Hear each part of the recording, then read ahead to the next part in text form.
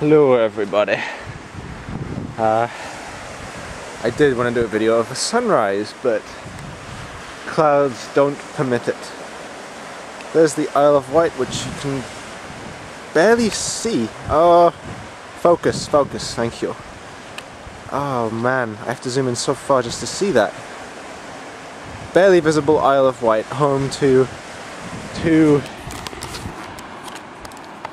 really negative, can I call them wrestling fan nerds? They don't come across as fans. I mean, they spend a great deal of their life moaning and whinging about how shit the product is and how shit the matches that other people like are.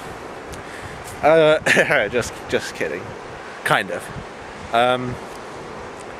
Dante Savage, I might as well say their names. That's lame. I was gonna give them a shout out without actually saying their names. Oh boy, I look wasted. Can't fix my hair either because I don't have any like shower facilities. So yes, here I am. There is the sea. My friend Cases and Materials made like an outside vlog recently, and he managed to screw it up because he zoomed in and just wouldn't hold the camera still. So yeah, all I can say is there's a zoom button for most digital cameras. If you should, well, first of all, don't push the zoom button unless you know what you're doing, and if you should, well, tilt the zoom button the other way, and that's your solution. I don't know how you managed to botch this, Cases and Materials, but oh well. Have another go sometime, because it's nice seeing your scenery. So yeah, I'm in Christchurch right now. I'm staying in my parents' beach hut, which they've very kindly let me stay in free of charge. Thank you, Mum and Dad. I went to Bournemouth College yesterday, went to their open day, and different from a London open day college, you really have to kind of fight to get them interested in you. Whereas when I went to Hammersmith's college, when I went to their open day, they begged me to go on a course. But yeah, it's difficult here. They were very unimpressed with me at first because I didn't really know what I wanted to do, so I kind of had to fight for it a bit. And by the end of it, I did speak to a guy from the humanitarian and access to humanitarian courses, who I did manage to sway his interest, even though I started out not having the sort of their most important bit of criteria. So yeah, I have to really think about it, I guess. See what comes of it. So, it's been an interesting week. Inmendham called into the Magic Sandwich Show to discuss antinatalism.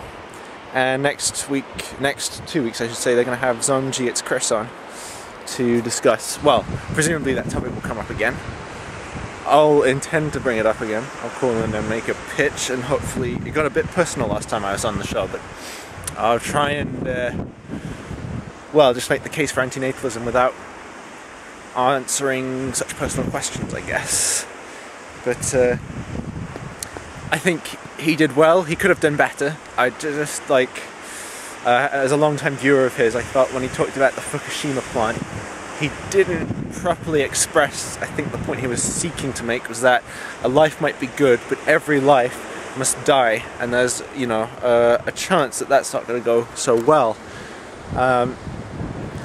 Whoops, oh man, I rag on Cases and Materials and I go do that. Why don't I just film the sea for a bit? So yeah, I mean, I felt he didn't make the death case as strongly as he usually does. That is, everyone must die. He really thinks that dying is a pleasant experience. It's a shitty experience which one can make the best of, but there's a good chance you won't, and there's a good chance you'll die by surprise, by shock. And he didn't drive that point home as much. He did make the case that there's a risk involved. There's nothing to say that the life that you do bring into this world will want to be alive and part of this world. So Aaron and Concordance made fair enough responses to that. They just said, we don't see it that way. We still find life worth living despite the suffering. So you can't really argue with that. And to be fair to them, the fact that they do feel this way about life means it's likely they'll imbue it in their offspring. So that's not so bad. I guess the other case was the meat eating. Anyone who has any kind of sympathy for animals should see the statistics of how many animals are killed in slaughterhouses and be asking, is it worth it, so that we can live our lives and applaud the winner of American Idol? Is it worth all that suffering so we can have our sort of pleasure and bearable existence? At least in a lot of cases. Other people do check out because they find it unbearable. So it was certainly very interesting though. I've been a viewer of Inmendham for a while, been a viewer of the Magic Sandwich Show, so seeing those two come together, very, very interesting. I do hope we'll see more of it. Thunderfoot's response was shit. I thought he was taking the piss when he said, why do you eat when there's a risk of choking? I mean, did he actually want Inmendham to answer that? Or was he just taking the piss there? And then he argued the effectiveness of civilizations which do accept that it's a good thing to procreate, and that's just bullshit, because what is the ought that it ought to be that way? Don't just appeal to what we're naturally inclined to do, and that it argue on the basis of its effectiveness to procreate. State why it's a good thing that we should be continuing and should continue to procreate. I could just as easily, I mean, how would Thunderfoot feel if I argued that Islam was an effective doctrine? He'd say, fuck off, I think Islam is abhorrent, right? So, really kind of lame that he actually appealed to the effectiveness of systems which, well, civilizations which don't take the point of view that antinatalism is a good thing. So, the Gin and Tonic show's on Saturday. I'm going to miss it, I'm sorry to say, but I did really want to call in, and I guess I'll try and write Atheismo a PM or something, because I'm going to be home for about 4 hours, so I'll have the chance then to write it if I have time. But I've got to go to Bristol for a cousin's wedding, and my other cousin is pregnant. I'm not going to be able to look her in the eye and congratulate her, really. Yeah, I think I don't know what I'm going to say. It's expected that I'm sure I should congratulate her, but no, honestly, it's like, what the fuck are you doing? Imposing life, especially in the state the world's in right now, and the way it's heading.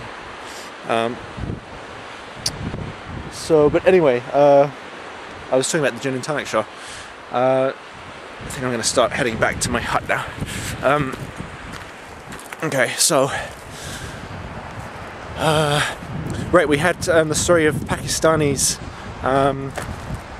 trafficking white girls in this country, and there was kind of a bit of a discussion: how responsible is Islam, how responsible is the Pakistani culture, and then what is the Pakistani culture, some of it, or at least with these gentlemen, how much of that disrespect towards women comes from Islam. I mean, the case wasn't that simple, because there was also sort of a disregard, apparently, for the fact that they were English and white girls. Oh, bollocks, the wind now. You see, I kind of had some protection from the wind before this. Now I don't.